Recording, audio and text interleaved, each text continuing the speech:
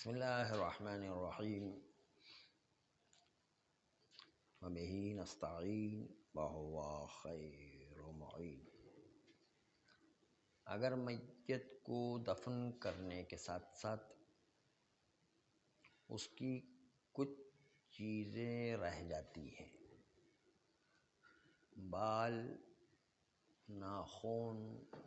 دانت، تو اس کو بھی ضروری ہے کہ میت کے ساتھ اس کو بھی دفن کیا جائے۔ یعنی اگر دفن کرنے سے پہلے موقع ہے تو اسے میت کے ساتھ بال، ناخن اور دانت کو اس کے ساتھ رکھ دیے جائیں تاکہ میت کے ساتھ اس کی جتنی چیزیں وہ دفن ہو جائیں۔ لیکن دفن کرنے کے بعد ناخن، دانت یا بال مرنے والے کے ملتے ہیں تو احتیاط واجب کی بنیاد پر اس کو کہیں اور دفن کر دیا جائے۔ اس میت کو کھود کے نکالنے کی ضرورت نہیں ہے، بلکہ اسی زمین میں جہاں دفن کیا ہے وہیں پر بال کو، دانت کو، ناخن کو گاڑ دیا جائے، اس کو دفن کر دیا جائے، بغیر میت کو کھولے ہوئے، بغیر اس قبر کو کھول کر میت کو نکالنے کی ضرورت نہیں ہے، بلکہ اسی طرح میت دفن رہے، اس کے اوپر جو ہے پھر تھوڑی سی زمین کھود کے وہیں پر جو ہے بال، ناخن اور دانت یہ دفن کر دیے جائیں احتیاط واجب کی بنیاد پر۔ ہاں البتہ ابھی دفن نہیں کیا ہے تو پھر جو ہے اسی کفن کے اندر رکھ لیں گے دانت، ناخن اور بال۔ احتیاط واجب ہے کہ دفن کے بعد اس کو اسی جگہ پر یا کہیں اور پر دفن کر دیا جائے، بال، ناخن اور دانت کو۔ لیکن انسان کی زندگی میں دانت ٹوٹ جاتا ہے یا زندگی میں ناخن کاٹتا ہے تو مستحب ہے کہ دانت و ناخن کو دفن کرے۔ یعنی زمین میں دفن کرنا، ابھی ہم جو ناخن کاٹتے ہیں یا دانت گر جاتا ہے تو اس کو بھی زمین میں دفن کرنا مستحب ہے۔ بال کا نہیں لکھا ہوا، خالی دانت اور ناخن کا لکھا ہے کہ اس کو دفن کرنا، زندگی میں جو ٹوٹ جاتے ہیں، زندگی میں جو ناخن کاٹتے ہیں اس کو بھی دفن کرنا مستحب ہے۔ دوسرا مسئلہ یہ ہے کہ اگر کوئی آدمی کنویں میں گر کر کے مر جاتا ہے، اس سے مجھے ایک قصہ یاد آ گیا، وہ آپ سنیں۔ ایک صاحب تھے، وہ کہا بھی کرتے تھے ہمارے پاس غیبی فوجیں ہیں جو لوگوں کو قتل کر دیا کرتی ہے، لوگوں کو مار دیا کرتی ہے۔ اس نے جناب عائشہ کو ایک ایسی کرسی پر بٹھایا، کوئی آواز یا واقعہ یاد آ گیا ہوگا، ایسی کرسی پر بٹھایا کہ کرسی کے نیچے تھا کنواں، اور کرسی کی رسی اس طرح سے تھی کہ جیسے ہی بٹھایا وہ کنویں چلی گئی بیچاری، کسی مظلوم تھی بیچاری، بیچاری وہ غیبی قوت کے ذریعے سے ماری گئی بیچاری، سیدھے اندر چلی گئی بیچاری۔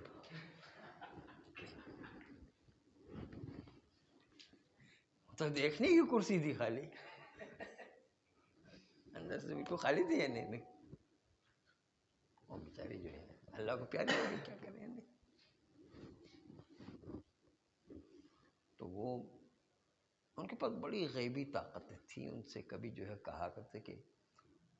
جنوں کے تیر ہے کہ جو آ کر کے جو ہے کسی کو لگ جایا کرتے، کسی کو جو ہے راستے میں تیر خود مروا دیا کرتے کہ جنہوں نے آ کے تیر مارے، ان کے پاس ایسی طاقت تھی۔ کبھی جو ہے شہد کو کہتے تھے یہ ہمارے ساتھی ہے کہ شہد کے ذریعے سے لوگوں کو زہر دلوا کے مروا دیا کرتے، ان کے پاس بڑی طاقت تھی، غیبی طاقت ہے۔ ہاں اس طرح جو ہے لوگوں کو مروا دیا کرتے. تو ان کو کرسی پہ بیٹھایا، وہ بیچاری چلی گئی کنویں کے اندر، اللہ کو پیاری ہو گئی. اگر کوئی بیچارہ اسی طریقے سے غیبی طاقت کے ذریعے سے کنویں میں چلا جاتا ہے اور اس کو نکالنا ممکن نہیں ہو، تو پھر اسی کو بند کر دیں، وہی اس کی قبر قرار دے دیں.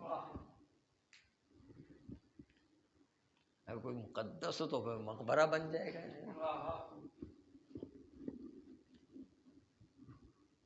یہ جو ہے صورتحال آپ کے سامنے آ گئی کہ کیسی غیبی طاقتیں ہوا کرتی تھیں. تو اگر کوئی جو ہے کنویں میں گر کے مر جاتا ہے تو سمجھے کہ اس کی قبر قرار دیں، اور قبر قرار دینے کے بعد اگر نماز جنازہ نہیں تو نماز جنازہ بھی اوپر سے پڑھ لی جائے، اور جو ہے اسی طریقے سے اس کو قبر کر دیں اور بند کر کے اس کی قبر قرار دے دی جائے. اگر نکالنا ممکن تو نکالنا ضروری ہے. پھر اس کو جو باقاعدہ غسل، قنوت اور کفن اور دفن پورے باقاعدہ سسٹم سے کریں گے. یہ موقع ممکن نہیں نکالنا تو اسی کو اس کی قبر قرار دیں.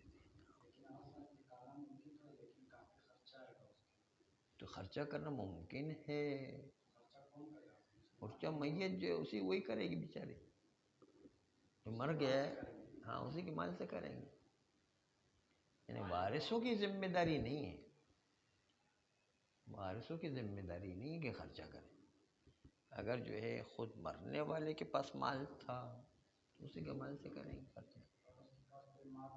تو پھر ذمہ داری وارثوں کی ذمہ داری نہیں ہے، پھر خرچہ سب مل کے کرتے ہیں تو نکالیں گے نہیں، پھر وہ ان کی ذمہ داری نہیں ہے. خیر وہ ایک الگ مسئلہ ہے. تو یہ کہ اس کو بند کر دیں گے اور اسی کو قبر قرار دیں گے، اور قبر قرار دینے کے بعد اس کے اندر جو ہے پھر نکالنے کی کوشش نہیں کریں گے. ایک دفعہ بند ہو گیا تو بس پھر جو اس کو بند رہنے دیا جائے گا، اس کو اسی کی قبر ہمیشہ کے لیے قرار دے دیں گے. تیسری بات یہ ہے کہ اگر کسی ماں کے پیٹ میں بچہ مر گیا ہے تو اب بچے کو جو ماں کے پیٹ میں ہے اس ماں کی جان کا خطرہ ہے. جو مردہ بچہ ہے اگر ماں کے پیٹ میں رہے تو ماں کی جان کا خطرہ ہے. ہوتا بھی اسی طرح سے ہوتا ہے کہ وہ اندر آہستہ آہستہ پوائزن بن جاتا ہے اور اس کے نتیجے میں جو ماں کی جان کا خطرہ رہتا ہے تو اس کو نکالنا ضروری ہے. یعنی نہیں نکالا تو پورا بدن جو ہے زہریلا ہو جائے گا ماں کا بھی، یعنی اور وہ مر جائے گی ماں. اس کے لیے خود کا جان کا خطرہ ہوتا ہے، اس لیے اس بچے کو نکالنا ضروری ہے. تو اب بچے کو نکالنے کی پہلی صورتحال یہ ہے کہ اگر اس ماں کا شوہر یعنی اسی عورت کے شوہر اگر خود ڈاکٹر اسپیشلسٹ ہے، نکالنے کی مہارت رکھتا ہے، تو سب سے پہلے تو اسی کا حق ہے کہ وہ اس بچے کو کسی طریقے سے جو عورت کو کم سے کم نقصان ہو اور آسان ترین طریقے سے بچے کو نکالے گا. شوہر کی پہلی ذمہ داری. اگر شوہر نکال سکتا ہے اچھی طریقے سے اور اس کی مہارت ہے اس میں اور بہت آسانی کے طریقے سے نکال سکتا ہے. عام ڈاکٹر ہونا جو ہے کافی نہیں ہے، ماہر ہونا چاہیے کہ جو ایک کام کر سکتا ہو، اسپیشلسٹ ہونا چاہیے جو اس کو اچھی طریقے سے کام کر سکتا ہے، خود اس کام کا ماہر ہے. یعنی تو پھر شوہر چونکہ ماہر خود ہی ہے تو سب سے پہلے واجب ہے کہ شوہر ہی نکالے. یعنی جو مرا ہوا بچہ ہے چاہے اس کے ٹکڑے ٹکڑے کرنا پڑیں پھر بھی بچے کو نہیں دیکھا جائے گا، اس کی ماں کو دیکھا جائے کہ اس کی ماں کو کم سے کم نقصان پہنچے اور آسان ترین طریقے سے نکالنا ہے. چاہے بچے کو ٹکڑے ٹکڑے کرنا پڑے، شوہر پہلے مرحلے میں سب سے پہلے نکالے گا. اور اس کے بعد اگر شوہر اس مہارت کو نہیں رکھتا ہے یا شوہر ہے ہی نہیں مثلا، تو پھر کوئی عورت جو ہے جو اس کام میں ماہر عورت ہو وہ اس کام کو انجام دے گی. لیکن بڑا اہم ہے،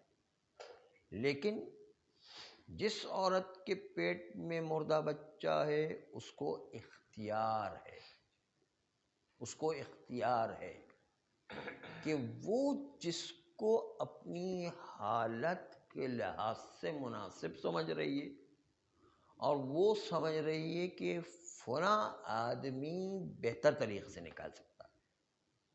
تو اس کو اختیار ہے عورت کے بجائے آدمی کے ذریعے سے نکلوائے کہ جس کے بارے میں اس کو اطمینان یا اس کو اپنی حالت کے بارے میں پتہ ہے کہ وہ آدمی زیادہ بہتر یہ کام انجام دے سکتا. تو نامحرم ہونے کے باوجود اس کو اختیار ہے کہ مرد نامحرم سے وہ کام کروائے جس عورت کے نکالنے کی مہارت ہونے کے باوجود اس پر اس کو اتنا بھروسہ نہیں آ رہا ہے. کہ وہ عورتیں جو ہے اپنی گاڑی چلاتے ہوئے عورتوں کو دیکھا ہوگا کیسی کیفیت ہوا کرتی ہے. وہ بعض مرد حضرات تو یہ کہتے ہیں کہ ان کے سامنے گاڑی چلانا بڑا خطرہ ہوا کرتا ہے، سامنے سے ہٹ جاتے ہوئے عورت کچھ ابھی ٹھوک دے گی تو مصیبت میں نہیں ہے. اتنی مہارت تو نہیں ہوتی ہے، عورت چاہے کتنی اسپیشلسٹ ہو اس کے باوجود مردوں کی طرح جو ہے مہارت نہیں ہوا کرتی. عام طور پر اس طرح ہی ہوتا ہے.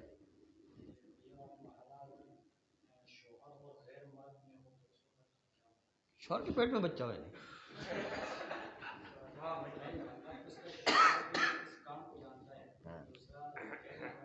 ہاں ہاں اگر بھروسہ نہیں ہے تو ٹھیک ہے، پھر جو ہے دوسرے مرد پر زیادہ بھروسہ، کوئی عشق بازی والا مسئلہ نہ ہونا کہ ہاں کہیں جو ہے وہ مہارت کی بات ہے. ہاں خالی اس وقت جو ہے کہ جان کا مسئلہ ہے نا، اس لیے جو ہے